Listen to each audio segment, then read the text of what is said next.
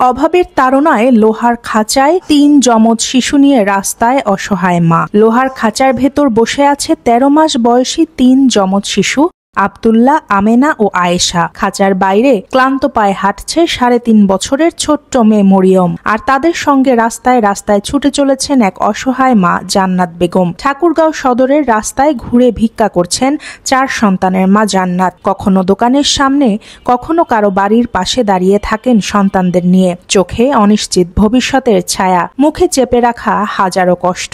অভাবের তাড়নায় নিজের শেষ সম্বল দিয়ে বানিয়েছেন একটি ছোট্ট লোহার খাঁচা, যাতে ৩ শিশুকে রেখে একটু নিরাপদে রাস্তায় নামতে পারেন। খাঁচা ঠেলে আর মেয়ের হাত ধরে জান্নাতের প্রতিটি পদক্ষেপ যেন এক একটি বাঁচার আকুতি। জীবনের অথৈ সাগরে ভাসছেন এই মা ৪টি অবুঝ মুখের জন্য একটু খাবার আর একটু আশ্রয়ের আশায়। সমাজের দরজায় বারবার কড়া নাড়লেও মেলে না পর্যাপ্ত সহানুভূতি। জানা গেছে বছর ৫ আগে ঢাকার একটি গার্মেন্টসে কাজ করার সুবাদে ঠাকুরগাঁওয়ের হাবিলের সঙ্গে বিয়ে হয় ময়মনসিংহের মেয়ে জান্নাতের। বিয়ের পর সংসার গড়তে ঠাকুরগাঁও পাড়ি জমান দুজন। শুরুতে ভালোই চলছিল সংসার। প্রথমে জন্ম নেয় এক কন্যা, এরপর যমজ ৩ সন্তানের মা হন জান্নাত। কিন্তু সুখ বেশি দিন সঙ্গ দেয়নি।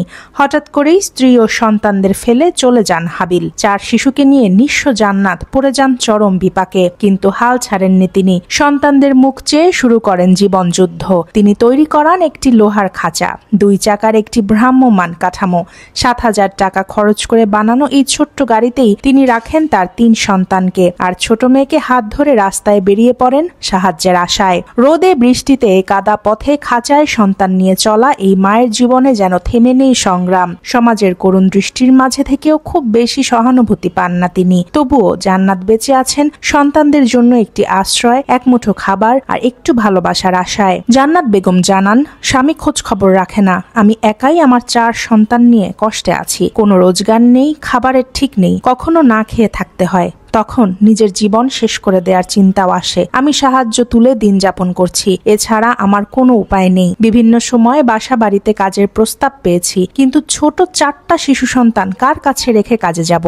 তাই আমার পক্ষে কোথাও কাজ করারও সুযোগ নেই। উপায় না পেয়ে ৭,০০০ টাকা খরচ করে এই চাকাসহ খাঁচার গাড়িটি বানিয়েছি। সন্তানদের এই খাঁচায় করে নিয়েই এখন আমি রাস্তায় রাস্তায় ঘুরে সাহায্য তুলি। তবে এভাবে ঘুরে খুব বেশি পরিমাণ সাহায্য উপার্জন করতে পারি না। তাই আমার সন্তানদের যথাযোগ্য পুষ্টিকর খাবার কখনো দিতে পারি না। অনেক সময় তারা পেট ভরে খাবারও পায় না। জান্নাতের প্রতিবেশীরা প্রায়শই তার এই কষ্টের জীবন দেখে আফসোস করেন। অনেক সময় তারা জান্নাতের সন্তানদের ক্ষুধার জ্বালায় কান্নাকাটি করতেও দেখে। সে সময় কিছু প্রতিবেশী সাহায্যে এগিয়ে যায়। ঠাকুরগাঁও সদর উপজেলা নির্বাহী কর্মকর্তা খায়রুল ইসলাম বলেন, বিষয়টি তার জানা ছিল না। আমি দ্রুতই খোঁজ খবর নিব। পরিস্থিতি বিবেচনায় ঠাকুরগাঁও প্রশাসন যতটা সম্ভব তার পাশে দাঁড়ানোর চেষ্টা করবে।